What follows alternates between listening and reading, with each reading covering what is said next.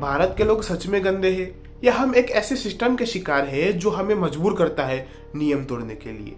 अगर मैं आपसे कहूं कि भारत में कचरा फैलाने वाला इंसान ही असली समस्या नहीं है, बल्कि वो सिस्टम है जो उसे कचरा फैलाने पर मजबूर करता है। आज हम जानेंगे नागरिक बोध की असली सच्चाई और इस वीडियो के अंत तक शायद आप अपने शहर को देखने का नजरिया बदल देंगे।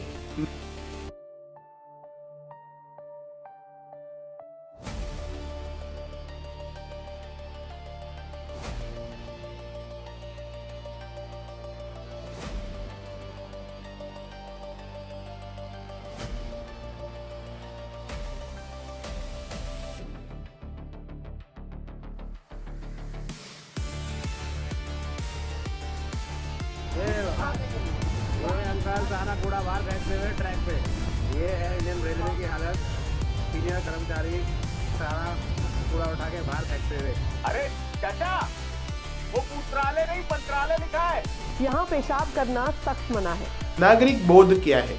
नागरिक बोध यानी सिविक सेंस। ये सिर्फ कचरा डस्टबिन में डालना नहीं है, ये है सार्वजनिक जगहों को अपनी जगह मानना। सड़क आपकी हो, पार्क आपका हो और शहर आपका हो तो व्यवहार भी बदल जाता है। लेकिन सवाल है, अगर सिस्टम ही टूटा हुआ हो तो क्या सिर्फ नागरिक जिम्मेदार है? तो आखिर भारत में समस्या कहाँ पर है?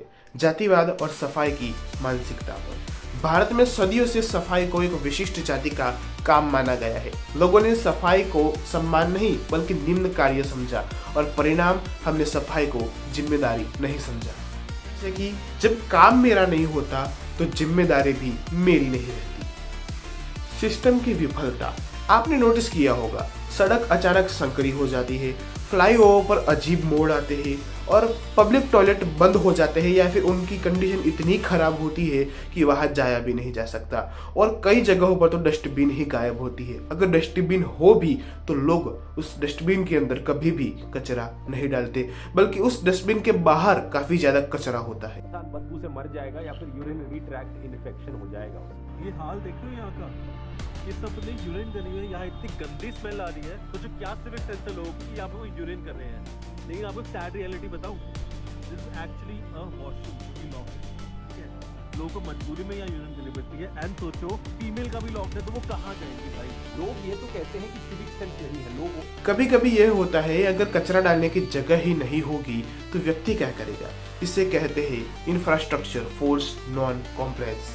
मतलब सिस्टम ही आपको नियम तोड़ने पर मजबूर कर देता है। निजी बनाम सार्वजनिक स्वच्छता। घर के अंदर मार्बल चमकता है, घर के बाहर कूड़ा पड़ा होता है। क्यों? क्योंकि हम अपना और सरकारी अलग समझते हैं। ये फ्यूडल माइंडसेट है जहाँ जिम्मेदारी सीमित है। अब आते हैं असली ट्विस्ट पर।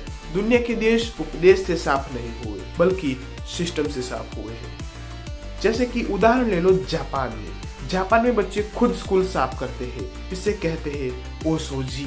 बचपन से सिखाया जाता है कि सफाई सिर्फ सेवा नहीं बल्कि एक चरित्र है। डेनमार्क में यहाँ लोग कचरे को 10 कैटेगरी में अलग करते हैं। क्यों? क्योंकि सिस्टम उन्हें विकल्प देता है कि कौन सा कचरा किस डस्टबिन में डाला जाएगा और कहाँ पर डाला जाएगा। जैसे एक और उदाहरण लेंगे सिंगापुर। यह पब्लिक टॉयलेट्स को स्टार रेटिंग मिलती है। जहां स्वच्छता काफी ज्यादा होगी उस टॉयलेट को बहुत अच्छे स्टार मिलेंगे। और अफ्रीका का सबसे अच्छा देश, हर महीने पूरा देश सामूहिक सफाई करता है, राजनीतिक इच्छा शक्ति रखता है और सामुदायिक भावना रखता है।